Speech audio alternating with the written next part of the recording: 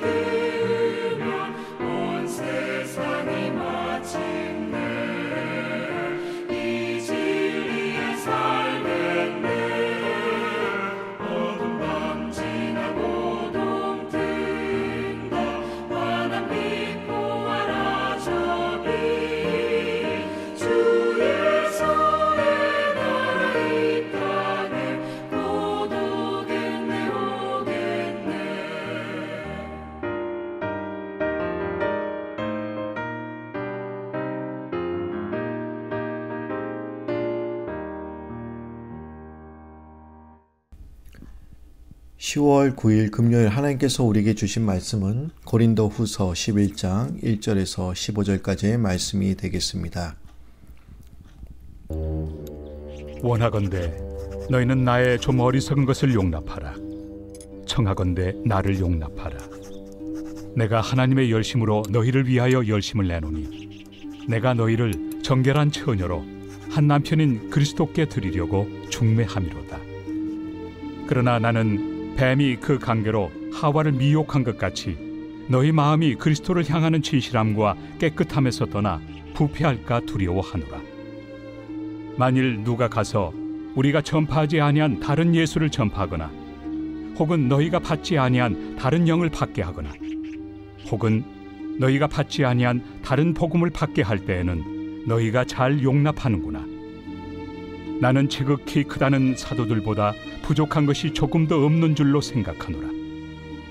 내가 비록 말에는 부족하나 지식에는 그렇지 아니하니 이것을 우리가 모든 사람 가운데서 모든 일로 너희에게 나타내었노라. 내가 너희를 높이려고 나를 낮추어 하나님의 복음을 값없이 너희에게 전함으로 죄를 지었느냐? 내가 너희를 섬기기 위하여 다른 여러 교회에서 비용을 받은 것은 탈취한 것이다. 또 내가 너희와 함께 있을 때 비용이 부족하였으되 아무에게도 누를 끼치지 아니하였음은 마게도냐에서 온 형제들이 나의 부족한 것을 보충하였습니다. 내가 모든 일에 너희에게 폐를 끼치지 않기 위하여 스스로 조심하였고 또 조심하리라. 그리스도의 진리가 내 속에 있으니 아가야 지방에서 나의 이 자랑이 막히지 아니하리라. 어떠한 까닭이냐? 내가 너희를 사랑하지 아니함이냐? 하나님이 아시느니라. 나는 내가 해온 그대로 앞으로도 하리니 기회를 찾는 자들이 그 자랑하는 일로 우리와 같이 인정받으려는 그 기회를 끊으려 함이라. 그런 사람들은 거짓 사도요 속이는 일꾼이니 자기를 그리스도의 사도로 가장하는 자들이니라. 이것은 이상한 일이 아니니라. 사탄도 자기를 광명의 천사로 가장하나니 그러므로 사탄의 일꾼들도 자기를 의의 일꾼으로 가장하는 것이 또한 대단한 일이 아니니라. 그들의 마지막은 그 행위대로 되리라. 여러분, first come, first service라는 말이 있지요. 먼저 온 사람에게 먼저 혜택이 주어진다는 말입니다. 남들보다 먼저 혜택을 누리기 위해서는 열심히 있어야 됩니다. 여러분, 우리가 열정과 열심이라는 단어를 생각했을 때 가장 먼저 떠오르는 사람, 그 사람 바로 바울일 것입니다. 바울은 한평생 하나님을 향한 열심이 남다른 사람이었습니다. 예수님을 만나기 전에도 의욕이 넘쳤고 예수님을 만난 뒤에도 그 열심은 변하지 않았습니다. 우리의 눈과 관점으로 보면 바울은 핵심 이후 완전히 정반대로 변한 것처럼 보입니다. 그러나 바울의 입장에서 보면 하나님을 향한 같은 열심을 갖고 있었습니다. 그러나 하나님을 사랑하는 그 방법이 달랐던 것이지요.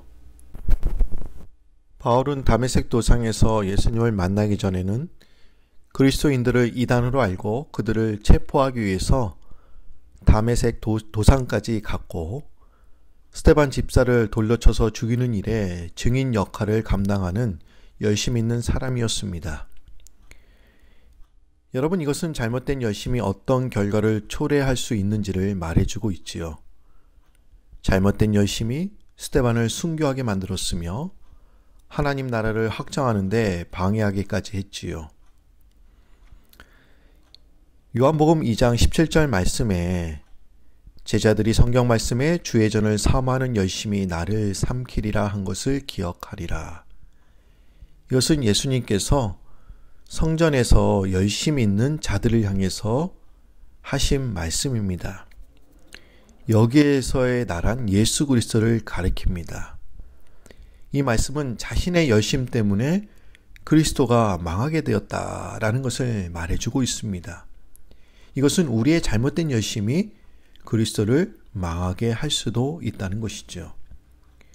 그러기에 우리가 열정과 열심을 내기 이전에 우리가 그 열심을 내는 동기가 무엇인지를 정확하게 알 필요가 있습니다. 오늘 본문 말씀 2절 말씀을 보시기 바랍니다. 내가 하나님의 열심으로 너희를 위하여 열심을 내노니 내가 너희를 정결한 처녀로 한 남편인 그리스도께 드리려고 중매함이로다. 바울이 열심을 낸 동기가 무엇입니까? 자신을 위해서, 자신의 유익을 위해서 열심을 낸 것이 아니라 너희 때문에 열심을 냈다라고 말하고 있습니다. 고린도 교인들 때문에 열심을 낸 것입니다. 여러분, 사람을 움직이는 동기 가운데 가장 강력한 것이 결핍과 콤플렉스라고 합니다.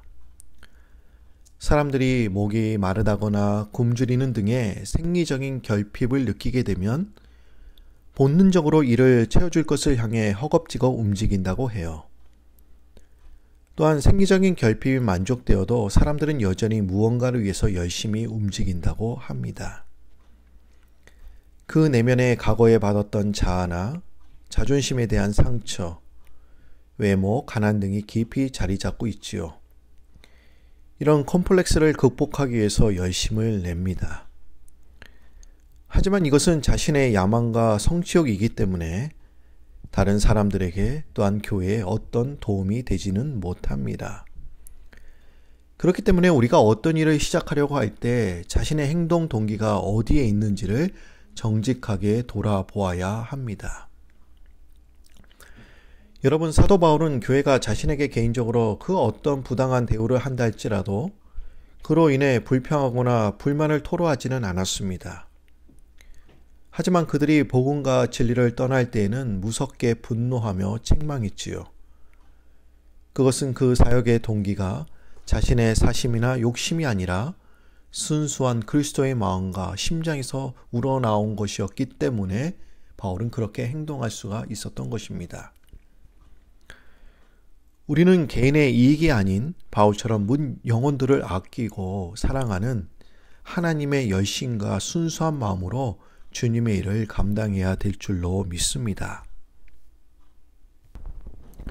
그럼 바울은 고린도 성도들을 위해서 어떤 열심을 내고 있습니까? 바울은 고린도 교인들이 주님이 오실 때까지 정결한 신부감으로 갖고 나가도록 열심을 내고 있습니다. 오늘 본문을 보시면 바울은 사도로 부름을 받아 복음을 통해 사람들을 그리스도께 인도하는 일종의 중매쟁이로 자신을 비유하고 있습니다. 여러분들은 어떤 방법으로 결혼하셨습니까? 어떤 분들은 연애를 통해서 결혼하신 분도 계실 것이고, 또한 어떤 분들은 소개나 선을 통해서 결혼을 하셨을 것입니다. 소개나 선을 볼 때 가장 중요한 것이 주선자이지요. 우리는 주선자를 일명 중매쟁이라고 부르며 커플 매니저라고 부르기도 합니다. 여러분, 주선자는 주선을 받는 두 사람 사이에서 서로 잘 어울릴지 마음에 들어할지 곰곰이 생각합니다. 중매자의 소개로 결혼까지 성사될 수도 있지만 잘못 소개시켜주면 욕도 얻어먹고 본전도 못 찾는 경우도 허다합니다. 여러분, 중매쟁이는 한 번의 만남을 잘 주선해주면 되지요. 하지만 바울은 자신을 일종의 영적인 중매쟁이로 비유하고 있어요. 여러분, 영적인 중매쟁이는 복음을 열심히 증거하며 많은 사람들을 교회로 인도하기만 하면 이로써 자신의 사명과 역할을 충분히 완수했다라고 말할 수 있습니까? 그렇게 말할 수가 없지요. 오늘 본문 2절 말씀을 다시 보시면 좋겠습니다. 내가 하나님의 열심으로 너희를 위하여 열심을 내노니 내가 너희를 정결한 처녀로 한 남편인 그리스도께 드리려고 중매함이로다. 바울은 자신이 중매쟁이로서 처녀를 그리스도께 인도하되 그녀를 정결한 처녀로 그리스도께 인도한다라고 말하고 있습니다. 그러니까 그녀를 아무렇게나 되는 대로 그리스도께 인도하는 것이 아니라 반드시 그리스도의 신부로서 합당한 자격을 갖추도록 정결하게 하여 그리스도께 인도하겠다는 것이지요. 결혼을 앞둔 청년은 부정한 여자를 원할까요? 부정한 여자를 원하는 사람은 아무도 없을 것입니다. 결혼을 앞둔 청년은 누구나 정결한 처녀를 원하죠. 오늘날 많은 교인들 가운데 오직 외적 성장에만 관심을 쏟아 교인 수만 늘어나면 그 자체가 성공이라고 착각해 왔습니다. 만일 그 많은 교인들이 올바른 교육과 훈련을 받지 못해서 그리스도의 정결한 신부가 되지 못한다면 주님께서 다시 오실 때 신랑 되시는 그리스도께서 중매쟁인 우리에게 칭찬을 하시겠습니까? 아마 칭찬하지 못하실 것입니다. 여러분, 농부들도 추수할 때 아무리 걷어들여도 대부분이 가라지라면 실패한 농사라고 단정을 짓게 됩니다. 아무리 우리가 많은 성도들을 주님 앞에 세운다 할지라도 그 가운데 정결한 신부가 소수에 불과하다면 인도자인 우리에게 칭찬보다는 책망을 더하실지도 모릅니다. 그러므로 우리는 많은 영혼들을 그리스도께 인도하는 것에 만족해서는 안 될 것입니다. 인도하는 것 못지않게 주님의 사랑과 정성으로 인도한 영혼들을 정결한 신부로 그들이 설 수 있도록 우리는 최선을 다해야 할 것입니다. 한 번은 나이든 중매쟁이가 어떤 청년에게 찾아와서 못생긴 소녀와 결혼하라는 겁니다. 그 소녀를 잘 알고 있던 청년은 중매쟁이를 정신 나간 사람처럼 바라봤습니다. 그러자 중매쟁이는 청년에게 왜 소녀를 마다하냐고, 그 이유가 무엇이냐고 물어보게 됩니다. 그러자 청년이 그녀는 눈이 멀지 않았습니까? 중매쟁이는 이렇게 대답합니다. 그것이 결점이라고 생각하나요? 내 견해로는 그것이 장점인데요. 좋은 대로 무언가를 할 수 있지 않습니까? 또 청년이 반문합니다. 그녀는 말도 못하는 것 같은데요. 그러자 중매쟁이는 그것도 장점이죠. 그녀에게서 싫은 소리를 한 번도 듣지 않을 거니까요. 점점 중매쟁이는 이해할 수 없는 얘기를 합니다. 청년은 또한 이렇게 질문합니다. 그녀는 기도 먹지 않았습니까? 오히려 중매쟁이는 이렇게 대답을 합니다. 오히려 잘 되지 않았습니까? 당신은 그녀에게 마음껏 욕을 해도 그녀가 못 들을 테니까요. 얼마나 좋지 않습니까? 또 청년은 그렇지만 그녀는 저른발이지 않습니까? 그러자 중매쟁이는 다른 여자들을 따라다니더라도 그녀가 당신을 따라올 수 없지 않냐고 이러면서 이야기를 합니다. 청년은 어이가 없었습니다. 마지막 청년이 말합니다. 그러나 그녀는 또한 곱사등이잖아요. 그러자 중매쟁이는 정말인지 당신을 이해할 수가 없네요. 이러면서 화를 내면서 이렇게 소리를 쳤다고 합니다. 결혼 상대가 가지고 있는 그 결점 한 가지를 왜 용납할 수가 없나요? 여러분, 이 여자는요, 결점이 한두 가지가 아니죠. 모든 게 결점투성입니다. 여러분, 이 청년은 그 소녀가 모두 결점투성이로 보였습니다마는 여러분, 어떤 사람의 눈에는 그것이 아름답게 보이고 장점으로 보일 수도 있습니다. 여러분, 우리는 누구나 다 결점을 갖고 있죠. 완벽한 사람은 없어요. 그러나 여러분, 완벽하신 그분이 계시죠. 예수 그리스도. 하나님은 우리를 영적인 중매쟁이로 부르셨습니다. 그러기에 우리는 완벽하신 그 신랑 되신 예수 그리스도께 믿지 않는 영혼들을 그분께 인도해야 될 줄로 믿습니다. 그리고 인도하는 것만 그치는 것이 아니라 그분들이 진정으로 정결한 그런 신부로서 합당한 그런 자격을 또한 자질을 갖추고 있는지 우리가 뒤에서 우리가 바라보시면서 도와주시는 우리 성도님들이 되시기를 바랍니다. 여러분, 우리가 열심을 내다 보면 우리가 칭찬과 보상을 우리가 생각하게 됩니다.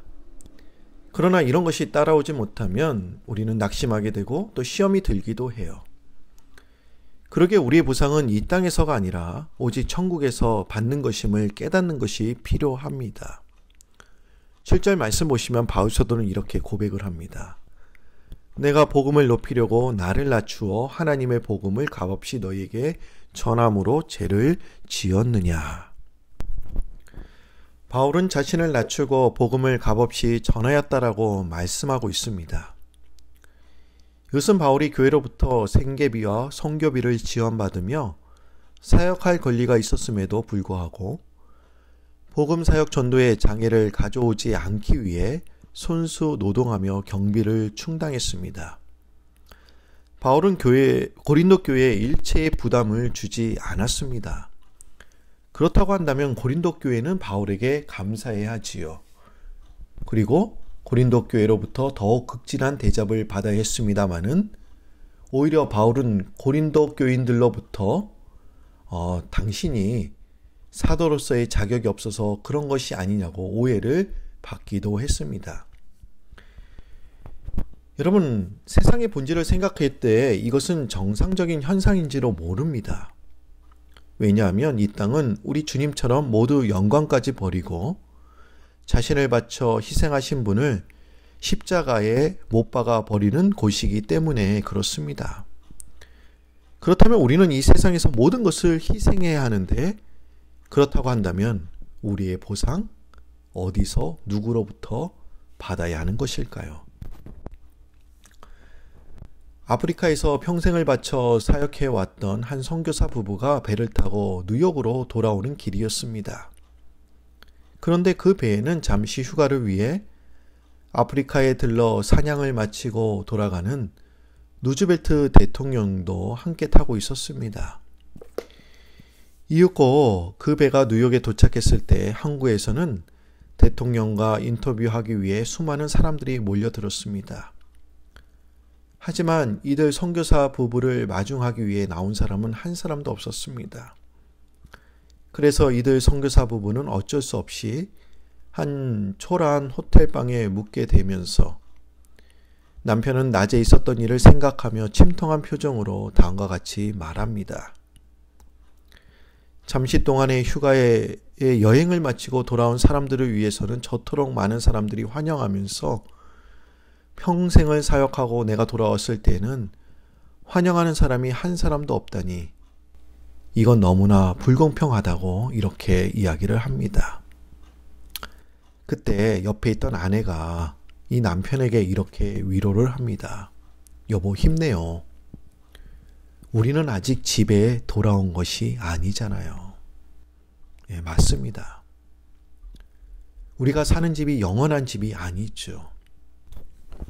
여러분, 우리는 하늘나라에 이를 때에야 우리의 희생과 수고에 대한 정당한 보상을 받게 됩니다. 우리가 설령 세상이 우리의 희생과 수고와 열심을 알아주지 않는다 하더라도 일회일비에서도 안 되며 결코 상심해서도 안 됩니다.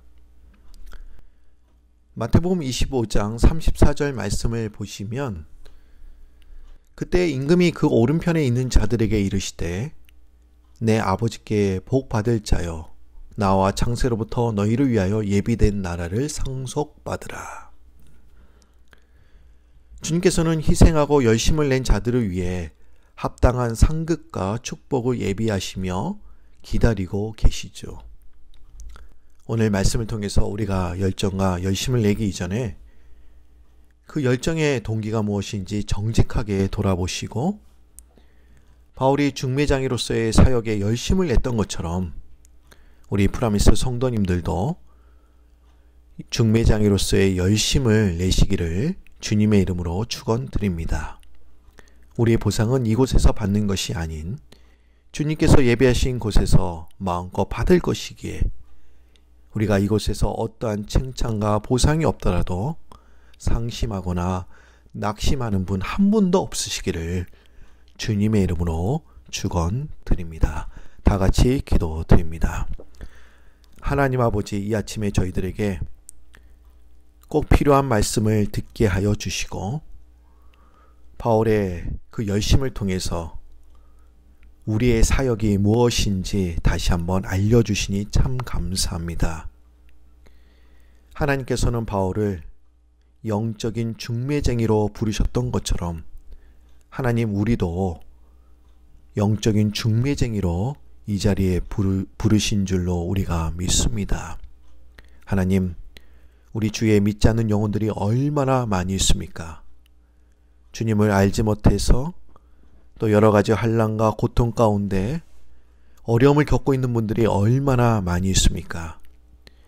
우리가 그분들을 완벽한 신랑 되신 그리스도께 우리가 인도할 수 있도록 주님 도와주시고 한 번의 인도로 끝나는 것이 아니라 더 정결한 신부로서 주님이 오실 때까지 그분들을 잘 양육하고 훈련시키며 그리스도께 인도하는 저희들 될 수 있도록 도와주옵소서.